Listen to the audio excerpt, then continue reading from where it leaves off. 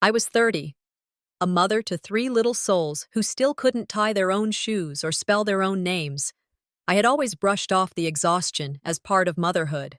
The deep aches in my bones. Stress, I thought. The panic that woke me at night. Just another sleepless stretch. But that day in the clinic, the way the doctor wouldn't meet my eyes, changed everything. "It's cancer," he said, finally. "Stage 3 lymphoma." The words landed like a punch to the gut. Not just pain, confusion, then terror. Not for myself, but for the future of my children. Who would brush their hair? Who'd teach them how to deal with mean kids? I glanced down at my wedding ring. This wasn't supposed to happen. Not now. Not like this. My parents were there when I told them. They nodded, asked a few questions.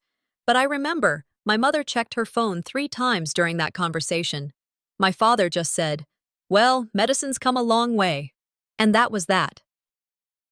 I used to think family was where you turned when your world collapsed. That day, I started to understand that sometimes family watches it collapse from the sidewalk. The days that followed were a blur of appointments, scans, needles. Chemo started fast. The nurses were kind, but the poison burned through my veins like betrayal. My parents showed up once, brought flowers and a crossword book. Then, nothing. They were suddenly busy, traveling, needing space. My husband, he started pulling away in quieter ways. Late nights, canceled plans, eyes that wouldn't stay on mine. Then came the moment that cut deeper than any diagnosis. I was walking down the hallway one evening, chemo still burning in my bloodstream, when I heard them. My husband, my mother, whispering in the kitchen. "She's not going to make it," my mother said flatly. "We need to think long-term," he replied. "The kids can't live in limbo." I stood there, invisible, disposable. Like my life had already been filed under past tense. That night, I opened a notebook and started writing. Not for myself, for them, my babies. If I didn't make it, they needed to know who I was, what I fought for, what was taken from me. One Friday, after a particularly rough round of chemo, I came home to silence. Not the soft kind, the kind that echoes. The house was half empty. Toys gone, clothes missing, crib dismantled, no note, no signs of struggle, just nothing. I thought maybe they were out. But hours passed. Dusk turned to night. I checked my phone. No messages. Then the voicemail came. My mother's voice, sharp and dry. "This is better for everyone. Focus on your health." That was it. They didn't just leave. They took my kids. I stumbled through the next week trying to get answers, legal aid, calls to child services. But I was too sick. I didn't even have the strength to sit up in court. And legally, I was unstable, unfit. They had planned it all, backroom agreements, signed guardianship, no custody battle, just silence. In the eyes of the law, I was a liability. In the eyes of my family, I was already gone. There's something surreal about being alive, but treated like you're dead. No one called. No one visited. The hospital bed became my world.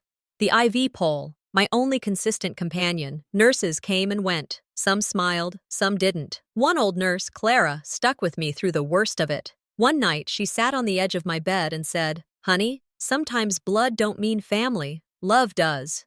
I nodded. Couldn't speak. Between treatments, I'd lie there staring at the ceiling, trying to understand. Maybe I was always the quiet one. The daughter who never made a scene. The wife who forgave too much. Easy to overlook. Easier to erase. I remembered spelling bees I won that no one came to. Birthdays where my siblings got gifts, but I got busy schedules. Maybe the cancer wasn't the only thing growing inside me. Maybe it had always been there, emotional rot left to fester. But something strange happened in all that silence. I didn't die. The body has a way of clinging to life when your soul gives up. Slowly, I fought back. Each chemo session, I imagined my children's faces, their laughs, their tiny fingers clinging to mine. And then I met Joanne. She was loud, crude, beautifully defiant. She sat across from me in the chemo room and cracked jokes about death like it was an old enemy she had outwitted. She looked me dead in the eyes one day and said, "You've got to outlive the people who tried to bury you, just to spite them." We laughed. Then I cried. Joanne gave me something my family never did: permission to be angry, to be stubborn, to survive on my own damn terms. That night, back in my hospital bed, I opened the journal again. "If I survive," I wrote, "they'll wish they had never left me." There was a knock. Not the casual kind you hear from nurses juggling clipboards or housekeeping asking to mop. This one was steady, intentional. A nurse poked her head into my room, hesitant, like she didn't know whether to smile or apologize. "Someone's here asking for you," she said. I raised an eyebrow. "Who?" She said her name's Delaney Firth, a lawyer. The word lawyer hit me like a cold splash. I sat up slowly, every muscle aching from the treatment earlier that morning. My first instinct was debt, collections, unpaid hospital bills, or worse, something about custody. I braced myself, my chest tightening. The door opened, and in walked a woman in a slate gray suit that fit like it was tailored yesterday. Mid-40s, calm face, no makeup fuss. She had a sealed envelope in her hand and an expression that didn't say sympathy. It said business. "Ms. Holloway?" she asked. "That's me," I said, more wary than curious. "I'm Delaney Firth." I was hired by a private party who wished to remain anonymous. She handed over the envelope like it was made of glass. "I know this is unexpected. Is this about insurance?" I asked. "Because I don't have—" "It's not bad news," she interrupted gently. "You've been included in a trust." I stared at her, blinking slowly. A trust? From whom? I hadn't spoken to anyone with money in years. I tore the envelope open, fingers trembling more from confusion than fear. Inside was a folded letter and a black and white photo. The photo was of a young woman I barely remembered, a faded image of my grandmother when she was probably in her 20s, sitting on a porch swing, barefoot with a book in her lap. The letter wasn't typed. It was handwritten, loopy cursive, the kind that smells like old perfume and Sunday dinners. I didn't recognize the signature, but I knew the voice instantly. My grandmother, my mother's mother. A woman I'd only seen on holidays, always polite but distant. And she passed when I was a teenager. The letter started simple. "If you're reading this, then the worst has already begun." I froze. She wrote that she never fully trusted the way my mother controlled things, that she'd seen the cracks long before I did, but had stayed silent out of fear of being cut off entirely. The trust had been set up with very specific terms. It would only activate if I faced both a major medical diagnosis and total abandonment by my immediate family. Apparently, she had suspected it might come to this. I read it 3 times. My throat burned. My grandmother had believed this might happen, and she had planned for it. Delaney sat quietly until I folded the letter. Then she explained the rest. "It's not a huge sum, but it's enough to cover your ongoing treatment and housing, basic needs." I hesitated. Shame crept in. I hadn't thought about my grandmother in years. Taking this money felt like stealing from someone who never really knew me. "I'm not sure I can accept it," I said. Delaney leaned forward, her voice lower. "She saw something in you. She told me before she passed that you were the only one in your family who knew how to survive a storm without pretending the rain wasn't real. She wanted you to have options, a way out." That stayed with me. A way out. I hadn't had a choice in anything since the diagnosis. Not when they left. Not when they took the kids. Not when the court labeled me too unstable to be a mother. But this was a choice. I signed the paperwork that afternoon. Not because I was desperate, but because I was done letting shame dictate my decisions. Accepting help doesn't mean weakness. Sometimes it's the smartest move on the board. With the funds transferred and arrangements made, I moved out of the hospital's long-term care wing a week later. A small apartment 2 blocks away became my new home. Nothing fancy, just clean floors and quiet nights. And for the first time since they left, I sat down at a borrowed laptop and started searching. I found them. The triplets had been placed under temporary guardianship with someone I hadn't thought about in years. Evangeline, my ex-husband's sister, the one with the stiff smile and dead eyes. She'd always seemed like she was waiting for the world to mess up so she could say, "I told you so." Public records showed she moved to Indiana 6 months after taking them.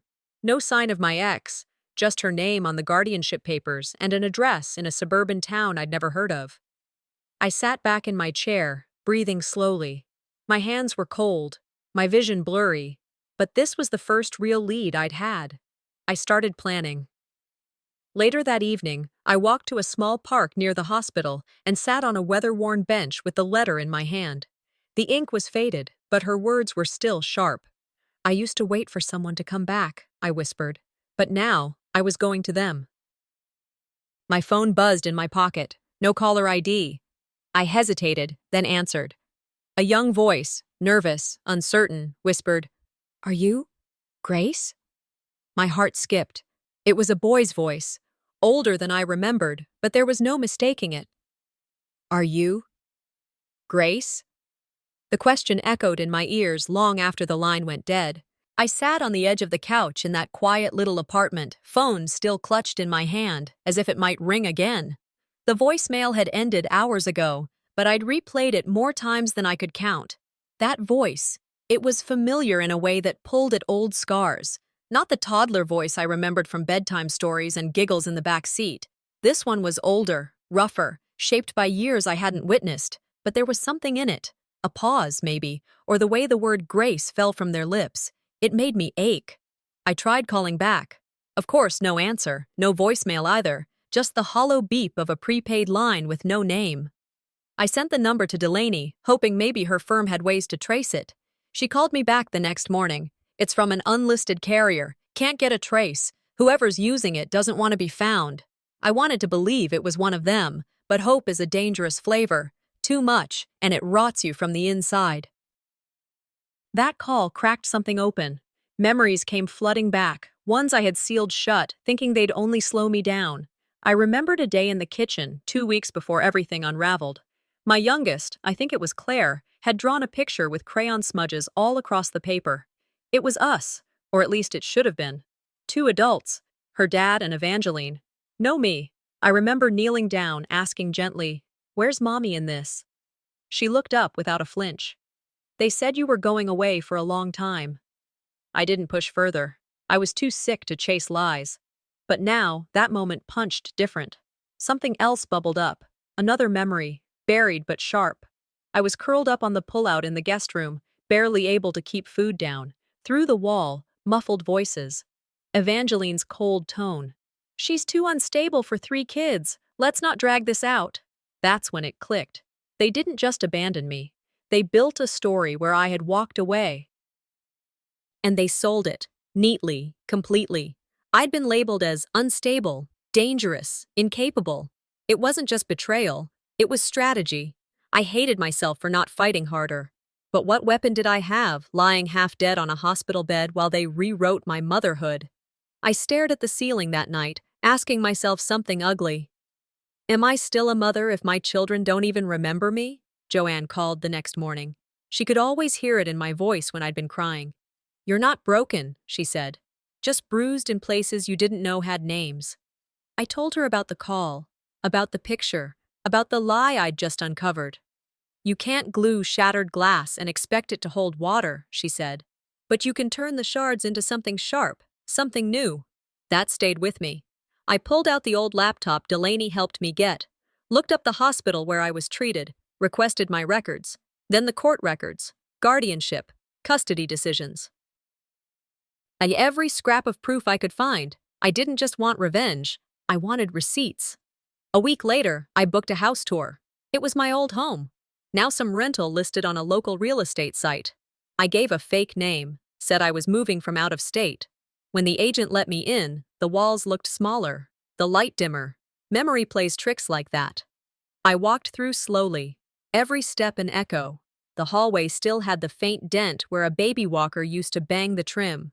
The kitchen counter, where I'd once taught the kids to crack eggs. And the living room couch, the one I'd slept on while my husband claimed the bed for rest. When the agent stepped out to take a call, I checked the closet behind the stairs. Same place I used to stash presents, or letters. There it was. A shoebox wedged behind the drywall crack I'd patched with tape. Inside, a stack of envelopes, yellowed with time. My handwriting. Letters I had written to each child during those first months of chemo, when I still believed I might not make it. A hospital bracelet with my name still smudged on it. One tiny tooth in a plastic bag, labeled Eli's first lost molar. I sat on the floor and read one of the letters. My voice trembled but didn't break. I had buried myself in silence. But memory, that was mine. Back home, I made a copy of the letter. Addressed it to Evangeline, no return address, just one line on a post-it. They were never just yours to keep.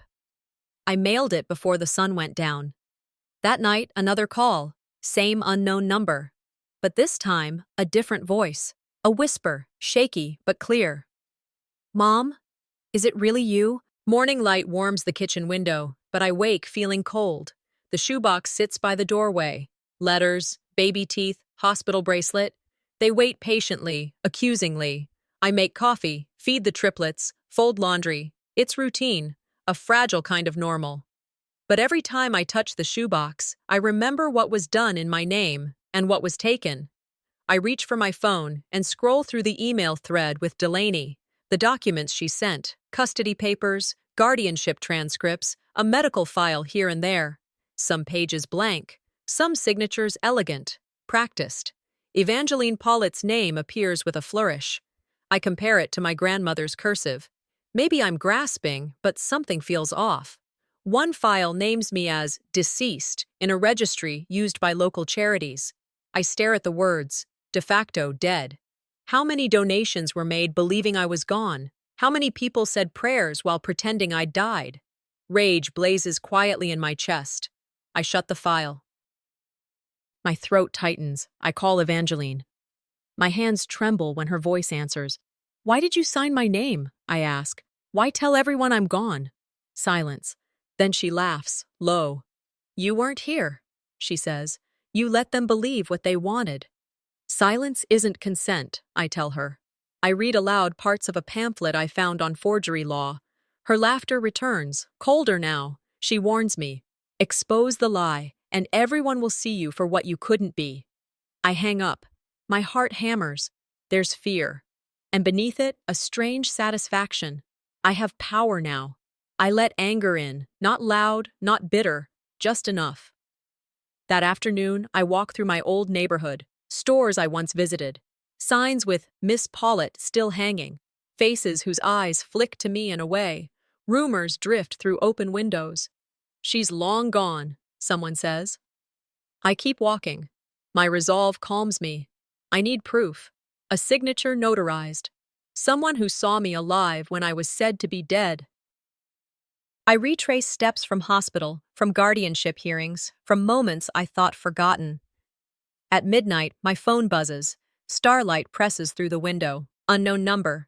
I freeze. The voice whispers, "Meet me at Broad Street Bridge. I have something to show you." I pack the shoebox, velvet photo, grandmother's letter. Coat zipped tight. I step into the cold autumn air, breathing slow, steady. Tonight, either I reclaim what they stole, or they bury me in that silence forever. I arrived at Broad Street Bridge 10 minutes early. The night air was sharp, cold against my cheeks, autumn slipping in. I carried the shoebox tucked under my arm, grandmother's letter folded inside, heart pounding like a drum. Streetlights danced in the river below. Distant cars cast long lines across pavement. No one else around except the wind rustling leaves. I pulled my coat tighter. Every shadow seemed to stretch with questions. I wondered whether I was stepping toward proof or into a trap. A hooded figure emerged through the mist near the railing. She was young, early 20s, dark eyes weighing stories I didn't yet know. She introduced herself as Kaya, not a lawyer, not a relative, just someone who said she knew what was done to me. My instinct screamed distrust. Stranger, midnight, but her voice had an edge of truth that cracked my skepticism. Kaya took a step closer. She said she once attended the same church Evangeline did. Said she worked briefly at that law office. I know the filings, she whispered, low enough that I had to lean in. She described overheard conversations about forged documents for a woman too sick to fight back. She pulled a flash drive from her coat pocket. You were listed as mentally unstable in a custody file labeled expedited removal. It was never yours to sign. She looked away when I gasped. Fear and anger tangled in me. Proof in digital form felt heavy. She showed me pictures, scans that matched the signatures I saw earlier, but mine in the margins were missing flourishes. The document was stamped, sealed, notarized, but something small, tiny, was off. I felt it in my gut. She said she saved them years ago, tucked them away, waiting. She thought no one would believe me, but whispers started saying, the mother might still be alive. Her hand shook, holding the flash drive. Mine did too. We left the bridge together and walked to a 24-hour diner a few blocks away. I ordered coffee, then another. Kaya slid into the booth across from me. The waitress glanced, recognized me. Didn't think we'd see you again, she murmured, eyes soft. Shame curled, but I lifted my head.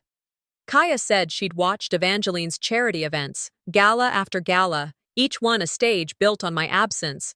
You were erased for control and profit, she said. I asked, why help me now? She said, because my sister went through this too. No one helped them. I could feel the weight of that. Damage shared, then folded into my own story. I stared at the flash drive resting on the table, small and yet enormous. I thought about my children, what they think, who they believe. My grandmother's trust, Kaya's confession, the registry saying I was dead. It all collided. I could go public with this, burn it loud, or I could use it quietly, legally, brick by brick. Back in the apartment, I made copies, hidden ones, one for Joanne, one encrypted, backed up, stored. I called Delaney. My voice wasn't shaky. I said, we have something they can't ignore anymore. Silence on the line, then agreement. Fear laced with clarity. I drafted a statement. Personal, honest, brief. Not for immediate release, for when the time was right. This wasn't just about reclaiming my children, it was about reclaiming truth. Then the envelope came. I found it in the mailbox the next morning. Landlord said it was teens, but inside it was typed, drop this, or next time it's not paper. No signature, no address, just a threat dressed as warning. I placed it beside grandmother's photo. I touched the leather of the shoebox. I whispered into emptiness. They're scared. Good. Let's burn the lies down, one page at a time.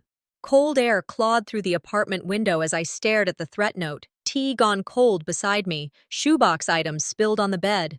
My hands shook. Drop this, or next time it's not paper. I sipped another cup, bitter, letting the words settle. The silence after that note felt heavy. Not empty, but necessary. I thought of calling the police, letting them hear about Evangeline, guardianship fraud, my death on public records. But that would announce desperation. I needed leverage, not noise. I made a list. Weak spots. Charity gala flyers with my photo labeled late, the deceased registry. Evangeline's public speeches praising my absence, documents that didn't match signatures. A trust unknown to me until weeks ago. These were points I could pressure. My mind sharpened. Strategy replaced despair. As Maya Angelou said, when someone shows you who they are, believe them the first time. That hit harder than any chemo session. I would not wait for justice. I would engineer it. The next morning, Delaney and I sat across a cherry wood desk in her small law office. Fluorescent lights, stacks of case files. She placed the flash drive Kaya had given us between us like a lit fuse. I need to file a private injunction to freeze guardianship rights, I said. Delaney nodded, sympathetic but firm. Together, we prepared affidavits, flagged the forged documents. My voice cracked. If this fails, what happens to my kids? But she steadied me. We do this right, or we don't do it at all. At the filing window, the clerk glanced at the documents and muttered, almost offhand, "You're not the first asking about that name this month." The sentence hung. Someone else was asking. Someone else most likely investigating. I clenched my jaw. This fight was bigger than me. Flashback came unbidden. Joanne's voice from months ago when cancer left me hollow. She said, "Sometimes staying silent is what gets us sick in the first place." I held that in my chest. I'd thought endurance meant dignity, but silence had been their tool, their story. The way they wanted me ceased being reaction. They wanted me absent. I swallowed guilt, then anger. I opened my email late that night and sent an anonymous tip to a local journalist. Basic custody info. A summary. Enough to rattle their calm world.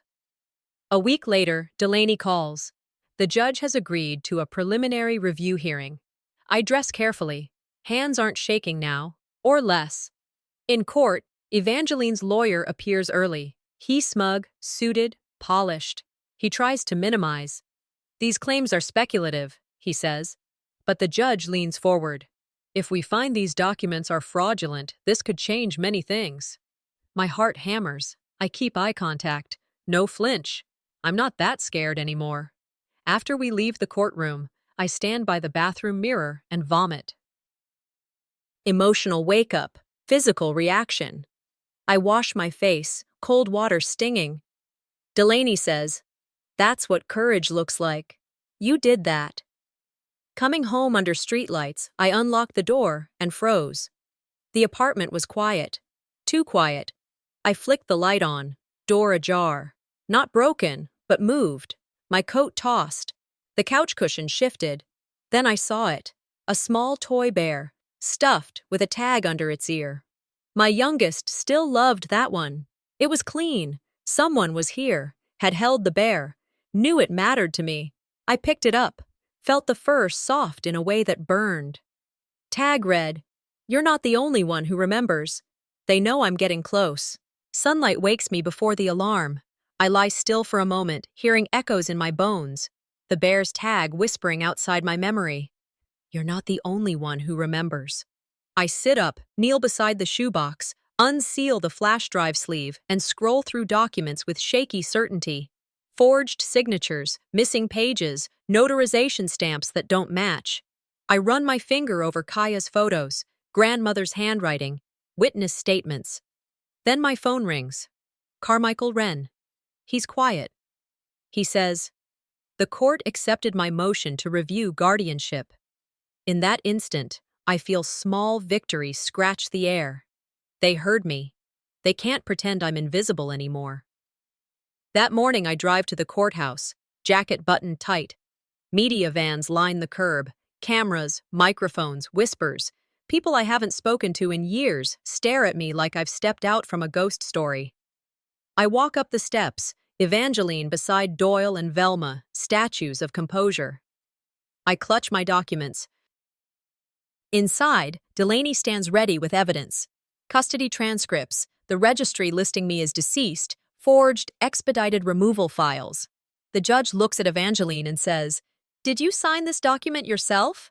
Evangeline freezes. Her voice shakes. My heart pounds. I stand, myself, and say, "Are you going to tell the truth now, or continue hiding behind my absence?"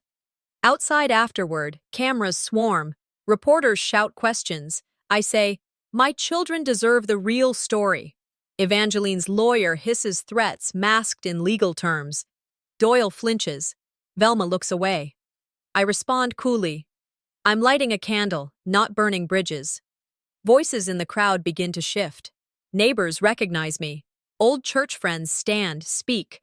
One woman says quietly, "I saw her walking by the market 2 years ago." Another nods. Public testimony breathing life into truth. Late afternoon, I return home. The triplets sleep. I sit at the kitchen table with Joanne. She holds a sealed envelope. "The judge temporarily restores your legal rights," she reads aloud. My throat closes. It's not the end, but it's enough to know the court sees me again. Then I open the second thing inside. Documentation that a community fundraising event credited to Evangeline was actually organized under the Paulett Foundation. And my name, though missing before, is now recorded. I feel justice, bittersweet and full. I'm still tired, still scared, but no longer broken. That night, I searched through the shoebox again. Unsent letters from chemo nights, snapshots I hid, memories I thought they erased. I type a final letter. To my children, if they read this. Voice steady, clear. My screen blinks, lights flicker. When power returns, a message on the locked screen. They know where you live. My hands freeze. Grandmother's photo trembles in my grasp. So do I.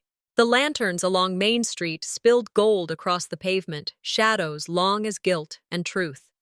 I walked toward the Pollitt Foundation gala, heart a rhythm I could feel in my throat. Cold air bit at my cheeks. I clutched the flash drive tight, shoebox secure beneath my coat. The note from earlier kept flickering in my mind. You're not the only one who remembers. The bear, Grandma's letters, the registry that claimed me dead. They are all burning there, fuel for what I had to do. Police cars and press vans lined the approach. Floodlights glared onto banners, honoring the legacy of Grace Pollitt, as though I'd been gone for years and they'd built something in my memory. Evangeline stood on stage already, speaking with a calm so practiced it sounded rehearsed. We lost her, she said, voice soft but full of ceremony. Yet her spirit guides us. My chest twisted. That spirit wasn't lost. It never left. I made my way through masked smiles and applause. Then came the disruption. A former boyfriend stood, under spotlight. He accused Evangeline mid-speech. You used my funding, my designs. I trusted you. You never credited me. Murmurs rolled like thunder. Evangeline paused, her smile stiff. All eyes turned.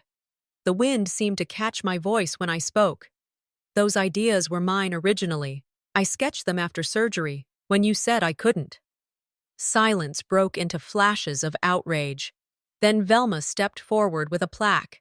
She cleared her throat. In memory of Grace Pollitt, who we all thought was gone.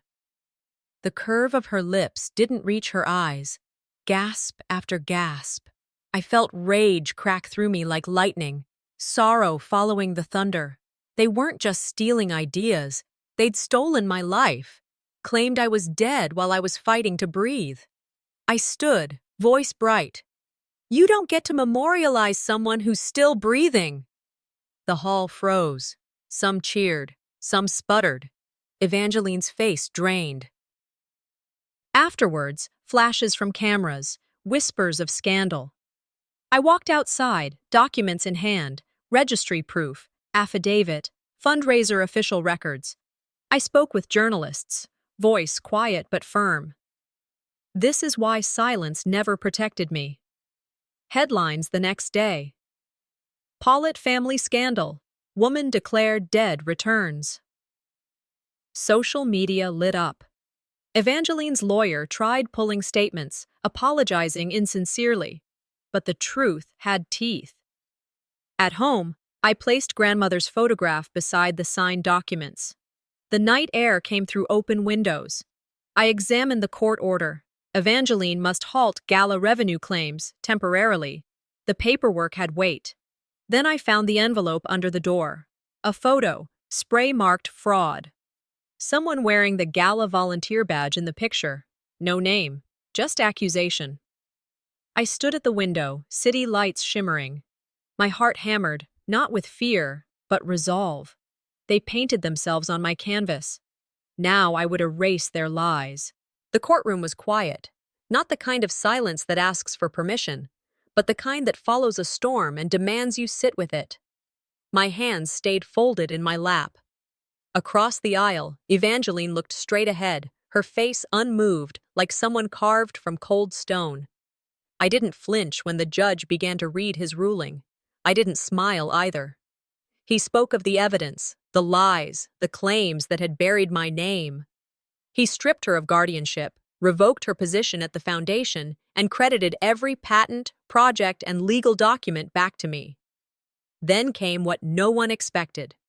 2 federal officers entered the room quietly and approached her bench.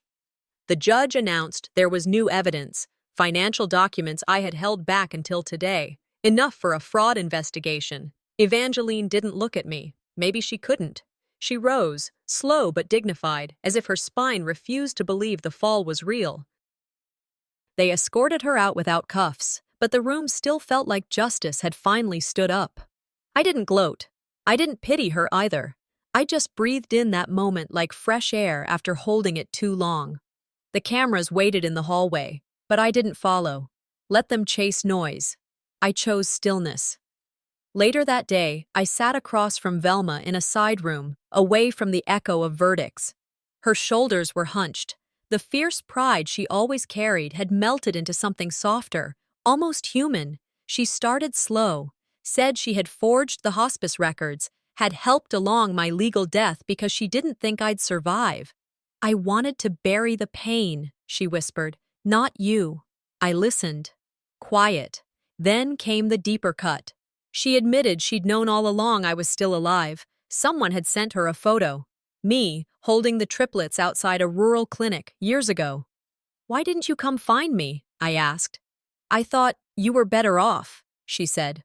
Not cruelly, just sadly, as if regret was a language she'd only recently learned to speak.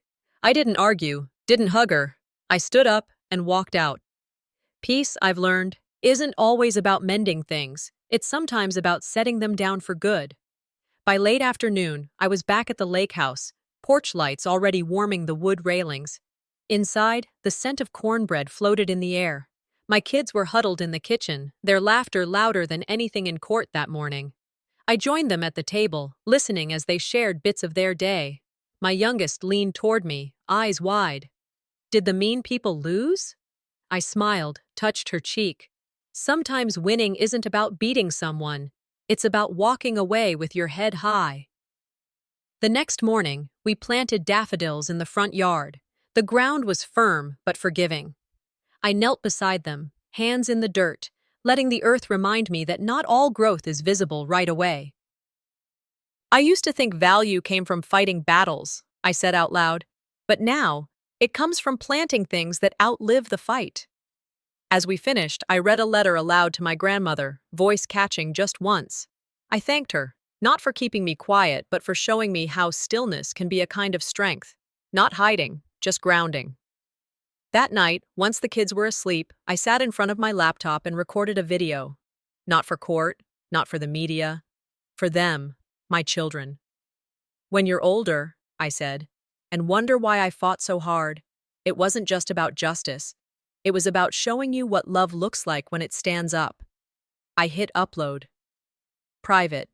Safe. Then leaned back, letting the dark of the screen mirror the quiet in my chest. A knock at the door pulled me upright. I opened it to nothing but cool air, and a letter slid under the frame.